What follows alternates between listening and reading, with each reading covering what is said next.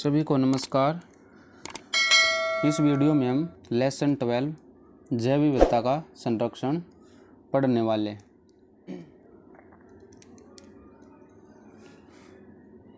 जलवायु परिवर्तन तथा मानव द्वारा जैविक संसाधनों के अंधाधुंध उपभोग एवं जल और वायु प्रदूषण के तीव्र गति से बढ़ने के कारण जैव विविधता अत्यधिक प्रभावित हो रही है। जीवों एवं वनस्पतियों की अनेक प्रजातियां आवासों के नष्ट होने के कारण संकटग्रस्त हो गई है। विभिन्न अध्ययनों द्वारा यह ज्ञात हुआ है कि जैव विविधता के लिए जीव जंतुओं के आनुवंशिक स्रोत, प्रजाति और समुदाय सभी की विविधता आवश्यक है। इसलिए आनुवंशिक प्रजातीय एवं सामुदायिक स्तर पर प्रजातियों का संरक्षण किया जाता है। पारिस्थितिक तंत्र और प्रजातियों के सतत प्रयोग को बनाए रखने के लिए आवश्यक पारिस्थितिक प्रक्रियाओं, जीवन उपयोगी तंत्र को सुरक्षित रखने तथा प्रजातियों की विविधता को बनाए रखने के लिए विश्व एवं स्थानिक स्तर पर संरक्षण के कई प्रयास किए जा रहे हैं। जैव विविधता संरक्षण को सुनिश्चित करने के लिए वर्ष 1992 में जैव विविधता संबंधी सम्मेलन रियो डी जेनेरियो में आयोजित पृथ्वी शिखर सम्मेलन में अंगीकृत किए गए महत्वपूर्ण समझौतों में से यह सम्मेलन एक है। CBD का उद्देश्य है जैव विविधता का संरक्षण, इसके घटकों का सतत उपयोग तथा आनुवंशिक संसाधनों के इस्तेमाल से होने वाले लाभों को निष्पक्ष और एक समान प्रकार से साझा करना है। भारत द्वारा 18 फरवरी 1994 को CBD का अनुसमर्थन किए जाने के परिणाम स्वरूप कन्वेंशन के अंतर्गत की गई प्रतिबद्धताओं को पूरा करने तथा इस कन्वेंशन के कारण उत्पन्न होने वाले अवसरों का लाभ उठाने के लिए अनेक कदम भी उठाए गए हैं। इन प्रयासों का उद्देश्य क्या है? विधायी, प्रशासनिक, नीतिगत व्यवस्था को CBD के त्रिआयामी लक्ष्यों के अनुरूप बनाना है। भारत ने इस कन्वेंशन के उपबंधों को प्रभावी बनाने हेतु जैव विविधता अधिनियम 2002 पारित किया गया। इस कन्वेंशन के उपबंधों को प्रभावी बनाने के लिए कौन सा अधिनियम? जैव विविधता अधिनियम 2002 को पारित किया। भारत ने वर्ष 2008 में राष्ट्रीय जैव विविधता कार्य योजना NBAP तैयार की और वर्ष 2014 में NBAP में जैव विविधता संबंधी 20 राष्ट्रीय लक्ष्यों सहित एक परिशिष्ट भी जोड़ा गया। इस प्रकार वैधानिक एवं व्यक्तिगत सहयोग के द्वारा जैव विविधता संरक्षण को सुनिश्चित किया जाना है। नेक्स्ट है संरक्षित क्षेत्र। जैव विविधता हेतु संरक्षित क्षेत्र भौगोलिक रूप से पहचान किए गए ऐसे क्षेत्र हैं जिनमें दीर्घकालिक रूप से प्रकृति के संरक्षण से जुड़ी पारितंत्र की सेवाओं और सांस्कृतिक महत्व को विधान एवं अन्य उपायों से संरक्षित किया जाता है।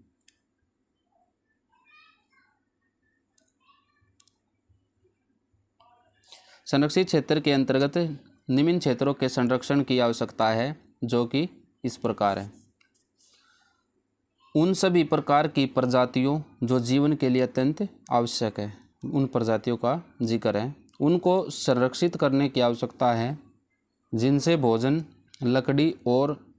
लकड़ी आदि की प्राप्ति होती है।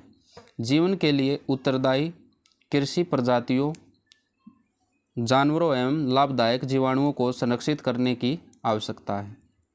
आर्थिक एवं सामाजिक रूप से आवश्यक जीवों की पहचान करके उनके संरक्षण की आवश्यकता है। नेक्स्ट है वन्य जीवों के अवैध शिकार को रोकने और भविष्य में शिकार न हो, इसके लिए कानून बनाए जाने की भी आवश्यकता है। पर्यावरण प्रदूषण को कम किए जाने की आवश्यकता है। प्रदूषण के बढ़ने के कारण ही समुद्री पारितंत्र और स्थलीय पारितंत्र से अत्यधिक प्रजातियां एवं उनके समुदाय विलुप्त हो गए और कुछ विलुप्त होने के कगार पर है। जैव विविधता के लिए संरक्षित किए गए क्षेत्रों का सही क्रम में विकास किए जाने की आवश्यकता है। ये चैप्टर ज़्यादातर मीन्स पर आधारित है।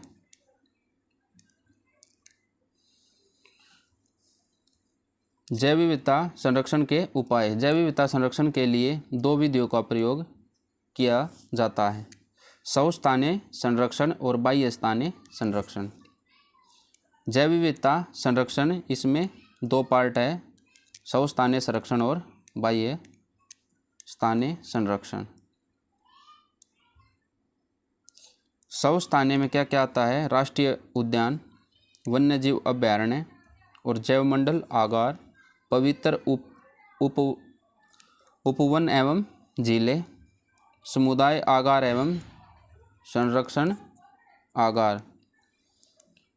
और बाह्य स्थानीय में इसमें बीज बैंक, जीन बैंक, निम्न तापीय संरक्षण या क्रायो प्रिजर्वेशन। वनस्पति उद्यान, वृक्ष उद्यान, जंतु उद्यान और चिड़ियाघर। सह-स्थानीय संरक्षण, जीव जंतुओं एवं वनस्पतियों का उनके प्राकृतिक आवास में संरक्षण सह-स्थानीय संरक्षण कहलाता है। जीव जंतु एवं वनस्पतियों का उनके प्राकृतिक आवास में संरक्षण सह-स्थानीय संरक्षण कहलाता है। इस प्रक्रिया के अंतर्गत सभी घटक प्रजातियों के लिए अनुकूल परिस्थितियां तैयार की जाती है। हानिकारक कारकों का उपचार करके प्रजातियों के लिए स्वस्थ पारितंत्र का निर्माण किया जाता है। सह-स्थानीय संरक्षण विधि द्वारा एक विशेष क्षेत्र में एक साथ कई प्रजातियों को संरक्षित किया जाता है। सह-स्थानीय संरक्षण बाह्य स्थानीय संरक्षण विधि की अपेक्षा सस्ता और आसान है। सह-स्थानीय जो संरक्षण है ये सस्ता व आसान भी है। सह-स्थानीय संरक्षण के अंतर्गत देश में राष्ट्रीय उद्यान, अभयारण्य और आरक्षित जैव मंडल का निर्माण किया गया है, जो हमने पीछे पढ़ा था। राष्ट्रीय उद्यान। वन्यजीव संरक्षण अधिनियम 1972 किसी समृद्ध जैव विविधता वाले प्राकृतिक पारिस्थितिक तंत्र को राष्ट्रीय उद्यान घोषित करने की शक्ति राज्यों को देता है। जो क्षेत्र पारिस्थितिकी जीव जंतुओं, वनस्पतियों, भू आकृतिक एवं जलीय महत्व के हैं और उनका संरक्षण किया जाना अत्यंत आवश्यक है, उन्हें राष्ट्रीय उद्यान घोषित किया जा सकता है। राष्ट्रीय उद्यान किसे घोषित किया जा सकता है? जिसमें जीव जंतुओं, वनस्पतियों, भू आकृतिक और उसकी जलीय महत्व के हैं, उनका संरक्षण किया जाना अत्यंत आवश्यक है, इसलिए उन्हें राष्ट्रीय उद्यान भी घोषित किया जा सकता है।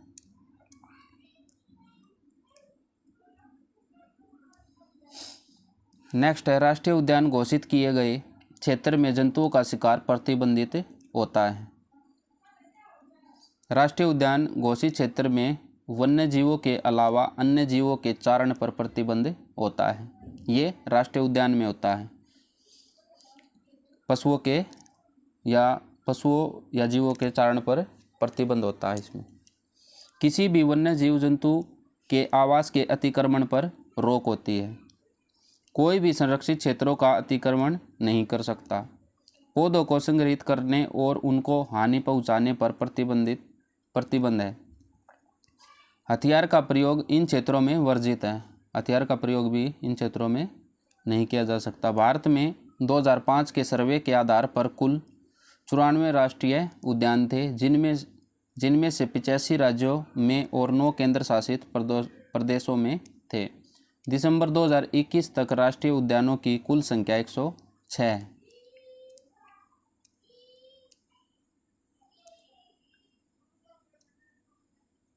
तो एक क्वेश्चन ऐसे भी आ सकता है कि 2005 के अकॉर्डिंग भारत में राष्ट्रीय उद्यान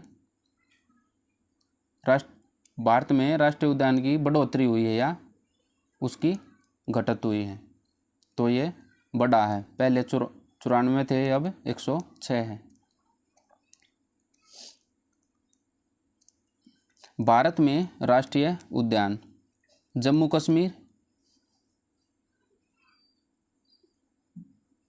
कश्मीर में दाचिगाम एक क्षेत्र जहां कश्मीरी स्टैग हुगुल पाए जाते हैं। एकमात्र क्षेत्र है ये जहां पर कश्मीरी स्टैग पाए जाते हैं, दाचिगाम। लद्दाख में इसके अंतर्गत जम्मू कश्मीर के अंतर्गत 4 राष्ट्रीय उद्यान आते हैं। एक तो सलीम अली, सिटी फॉरेस्ट, किश्तवाड़, काजी नाग। नेक्स्ट है लद्दाख में एक हेमिस हाई, ये लद्दाख का राष्ट्रीय उद्यान है। भारत का सबसे बड़ा राष्ट्रीय उद्यान यही है, हेमिस हाई। हिमाचल प्रदेश में 5 राष्ट्रीय उद्यान हैं। वृद्ध हिमालय यूनेस्को की विरासत सूची में ये शामिल है। कौन सा? वृद्ध हिमालय। इंद्रकिला, खीरगंगा, पिन घाटी और सिम्बलबारा, ये 5 राष्ट्रीय उद्यान हैं। नेक्स्ट है उत्तराखंड में 6 राष्ट्रीय उद्यान है। जिम कॉर्बेट 1936 में बना भारत का पहला राष्ट्रीय उद्यान कौन सा है? Jim Corbett. पहले इसका नाम हैली था। पहले इसका क्या नाम था? हैली था। गंगोत्री, गोविंद पशु विहार, नंदा देवी फूलों की घाटी, राजा जी बाघ, तेंदुआ तथा हाथियों के लिए प्रसिद्ध है। कौन सा? राजा जी। राजा जी जो राष्ट्रीय उद्यान है ये बाघ, तेंदुओं तथा हाथियों के लिए प्रसिद्ध है। और ये कहाँ पर है? उत्तराखंड में।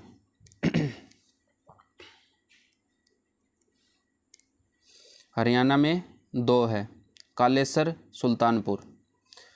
तमिलनाडु में 5, इंदिरा गांधी, अन्नामलाई, मधुमलाई, गिंडी, मुकुर्थी, मन्नार और मरीन, ये तमिलनाडु के राष्ट्रीय उद्यान हैं।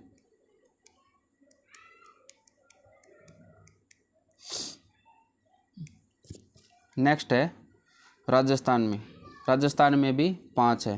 केवलादेव, ये साइबेरियन करेन नामक प्रवासी पक्षी का आश्रय स्थल है। केवलादेव राष्ट्रीय उद्यान।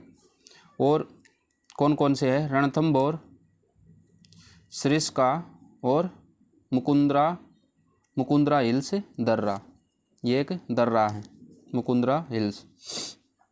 और मरू दूसरा सबसे बड़ा कौन सा है राष्ट्रीय उद्यान? मरू है। ग्रेट इंडियन बर्ड्स का ये प्राकृतिक आवास भी है। मरू दूसरा सबसे बड़ा राष्ट्रीय उद्यान है और ये ग्रेट इंडियन बर्ड्स का प्राकृतिक आवास भी है। नेक्स्ट है गुजरात में 4 है। गिर वन, ये एशियाई सिंह के लिए प्रसिद्ध है। और कौन कौन से? मरीन, ये कच्छ की खाड़ी में ब्लैकबग, वेलावदार और वसंदा। महाराष्ट्र में 6, इसमें संजय गांधी, पेंच, तो दोबा, गुगामल, नवेगाम और चांदोली, ये महाराष्ट्र के।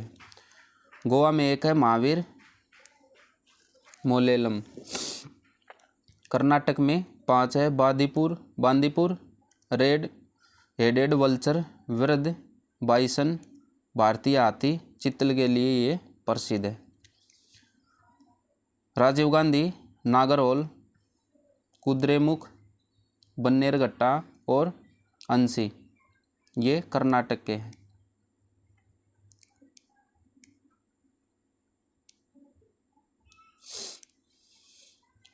केरल में 6 है। अन्नामुदी 16, इराविकुलम, मिथेकटन 16, पंबाडुम 16, साइलेंट वैली।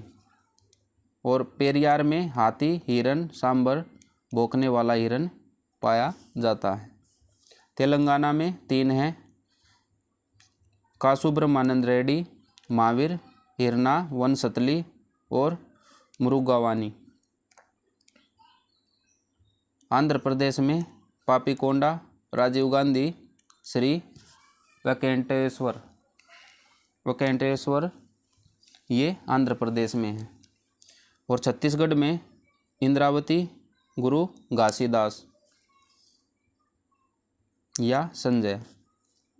कांगेर घाटी महत्वपूर्ण पक्षी क्षेत्र राणा चार्ल्स डार्विनी नामक नई मेंढक प्रजाति यहाँ पर पाई जाती है। कहाँ पर? कांगेर घाटी में, छत्तीसगढ़ में।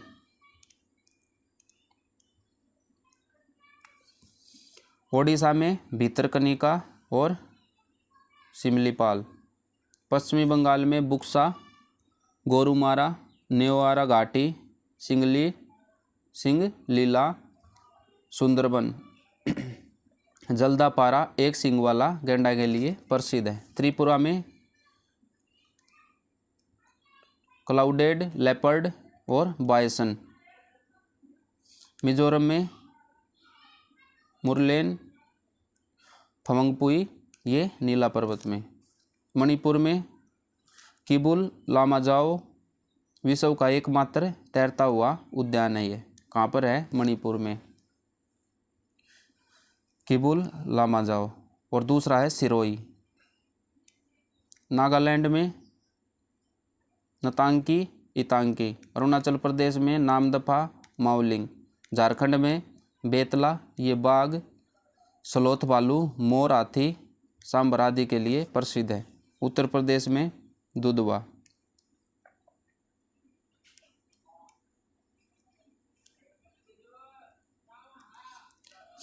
और एमपी में, मध्य प्रदेश में बांधवगढ़ सबसे अधिक बाघ जनसंख्या घनत्व सफ़ेद शेर के लिए प्रसिद्ध है। और इसमें कौन कौन से हैं? कूनो डायनासोर जीवाश्म पार्क फॉसिल ये भारत का सबसे छोटा है। और माधवेंद्रा प्रियदर्शनी पन्ना संजय सतपुड़ा वन विहार। कान्हा बाघ तेंदुआ जंगली कुत्ता। बिहार वाल्मीकि, बिहार में वाल्मीकि है। असम में डिब्रू साइखोवा, राजीव गांधी ओरांग, नामेरी, देहिंग, पटकाई, रायमोना। और कौन कौन से है? काजीरंगा एक सींग वाले गैंडे के लिए प्रसिद्ध है। और मानस में जंगली भैंसा। सिक्किम में कंचनजंगा ये यूनेस्को के विश्व विरासत स्थल में शामिल है। मेघालय में बल्बकर्म ये रेड पांडा जंगली जलीय भैंसा के लिए प्रसिद्ध है। नोकरेक रिज भौंकने वाला हिरन और गोर के लिए ये प्रसिद्ध है।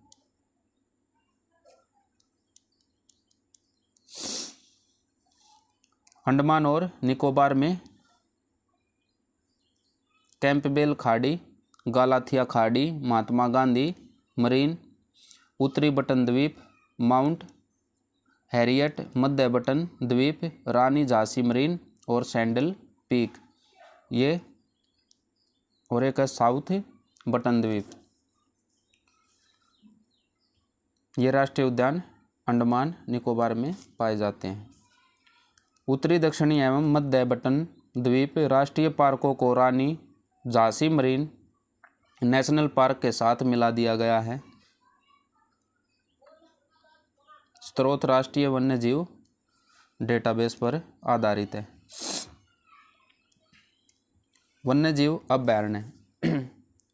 वन्यजीव संरक्षण अधिनियम 1972 के अनुसार यदि राज्य किसी विशेष क्षेत्र को जैव विविधता की दृष्टि से महत्वपूर्ण मानते हो, अर्थात जहाँ पर पर्याप्त जैविकीय भू आकृतिक जीव जंतु वनस्पतियों की बहुलता हो, उस क्षेत्र को वन्यजीव अभयारण्य घोषित किया जा सकता है। भारत में 566 वन्यजीव अभयारण्य दिसंबर 2020 के अनुसार ये डाटा है। कुछ इतने 566 वन्यजीव अभयारण्य हैं। कुछ महत्वपूर्ण अभयारण्य इस प्रकार है।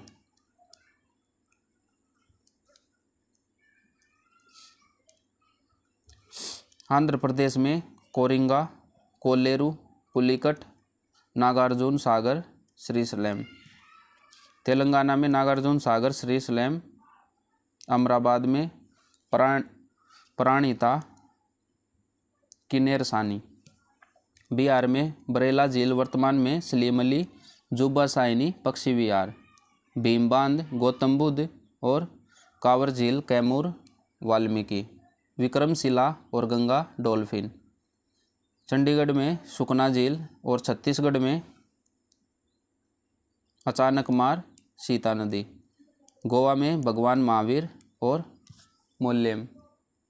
गुजरात में कच्छ ग्रेट इंडियन बर्ड्स गिर कच्छ की खाड़ी मरीन जल सरोवर नारायण सरोवर और पूर्णा जंगली गधा।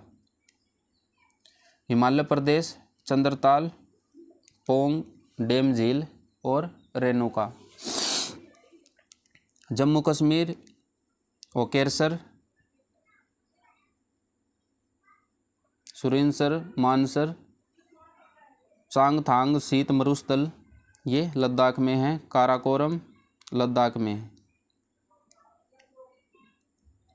झारखंड में डालमा गौतम बुद्ध हजारीबाग पारसनाथ पलामू तोपचंची। कर्नाटक में डांडेली घाटप्रभा चिंचोली ताल कावेरी। केरल में थेक्कड पक्षी इदुकी नयार प्राम्बिकुलम मालाबार पेरियर वायनाड वेम्बनाड।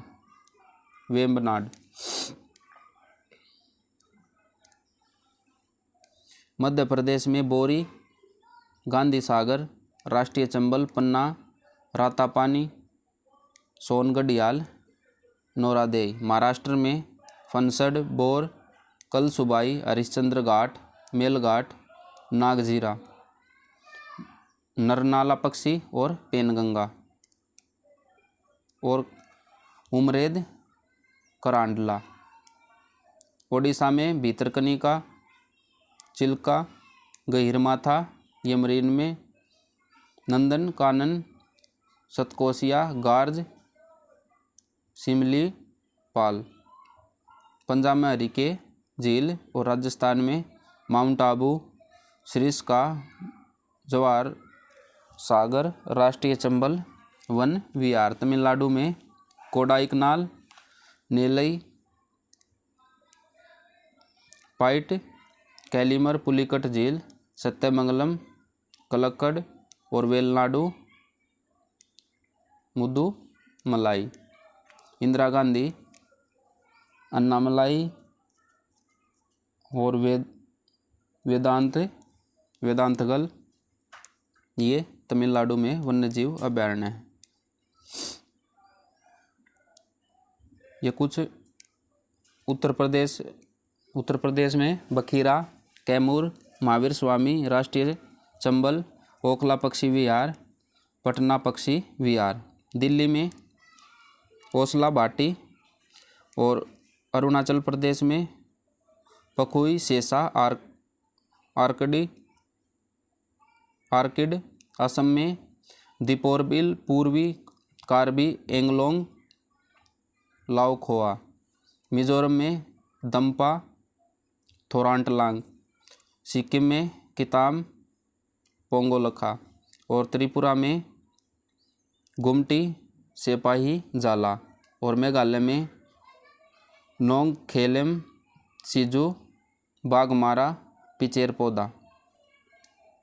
नागालैंड में फाकीम। उत्तराखंड में केदारनाथ और अंडमान में निकोबार में टर्टल द्वीप।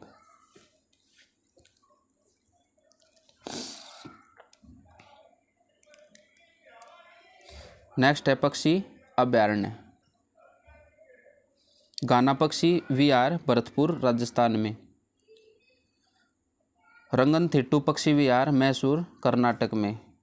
वेदांतगल पक्षी विहार कांचीपुरम तमिलनाडु।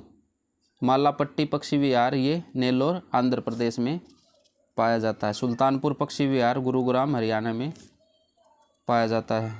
सलीम अली पक्षी विहार चोराओ मांडवी नदी के पास में गोवा में है।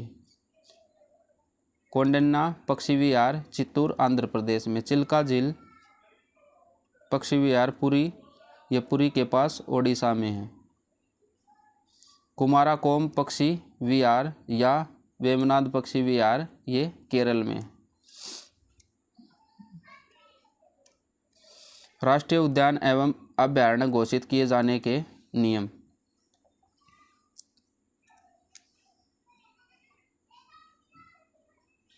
कि कोई भी जगह कैसे राष्ट्रीय उद्यान व राष्ट्रीय अभयारण्य हो सकती है। राष्ट्रीय उद्यान एवं अभयारण्य के लिए संरक्षित किए गए क्षेत्र की घोषणा राज्य सरकार द्वारा की जाती है। चाहे राष्ट्रीय उद्यान हो या अभयारण्य हो, तो कौन करेगा? उसकी घोषणा राज्य सरकार करेगी। वन्य जीव संरक्षण अधिनियम 1972 के प्रावधानों के तहत राज्य सरकारों को यह अधिकार है कि यदि वह किसी क्षेत्र को जैव विविधता एवं प्राकृतिक भौगोलिक दृष्टि से महत्वपूर्ण मानती है तो वे उस क्षेत्र को राष्ट्रीय उद्यान या अभयारण्य घोषित कर सकती है। किसी क्षेत्र को राष्ट्रीय उद्यान घोषित किए जाने से पहले राज्य सरकारों को अधिसूचना जारी करनी होती है।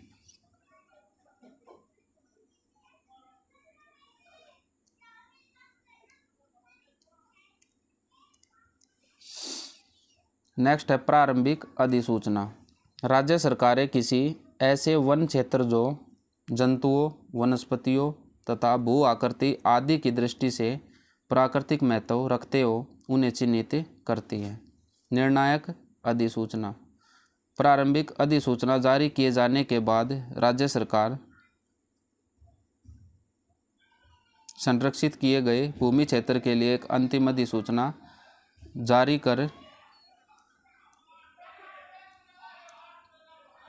कर उस भूमि खंड क्षेत्र को राष्ट्रीय उद्यान या अभयारण्य घोषित कर देती है। इस घोषित क्षेत्र में वन्य जीव अधिनियम 1972 के सभी नियम लागू हो जाते हैं। वन्य भूमि को राष्ट्रीय उद्यान या अभयारण्य क्षेत्र घोषित करने से पहले वन्य जीव बोर्ड की अनुमति आवश्यक है। यदि क्षेत्र में कहीं जलीय पारितंत्र है तो उसके लिए भारतीय जलीय जीव संरक्षण बोर्ड से अनुमति आवश्यक होती है। किससे अनुमति आवश्यक होती है? उसके लिए भारतीय जलीय जीव संरक्षण बोर्ड से अनुमति की आवश्यकता होती है। केंद्र सरकार द्वारा घोषित। राज्य सरकार यदि किसी क्षेत्र का हस्तांतरण करती है तो केंद्र सरकार अधिसूचना जारी कर उस क्षेत्र को राष्ट्रीय उद्यान घोषित कर सकती है। इसकी शर्त यह है कि उस क्षेत्र में पर्याप्त मात्रा में जीव जंतु एवं वनस्पतियों की प्राकृतिक महत्ता होनी चाहिए।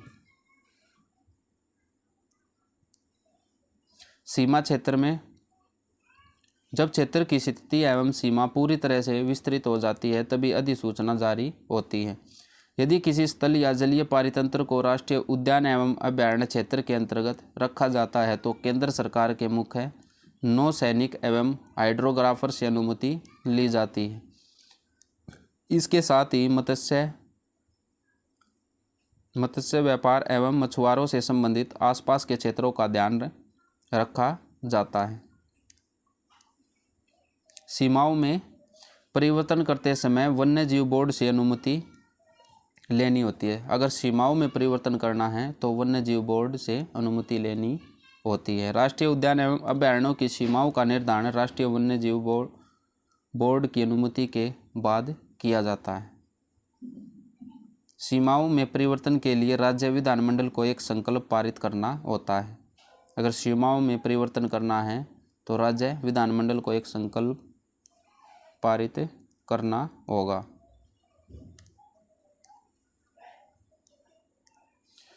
जलीय जीव जंतु और वनस्पतियों के संरक्षण हेतु भारत सरकार द्वारा वन्य जीव संरक्षण संशोधन अधिनियम 1991 के अनुसार स्थलीय जलीय भाग को भी यदि वे पर्याप्त महत्व के हैं राष्ट्रीय उद्यान या अभयारण्य में शामिल किया जाना चाहिए, चाहे वे स्थलीय हो या जलीय हो, लेकिन वे पर्याप्त महत्व के होने चाहिए।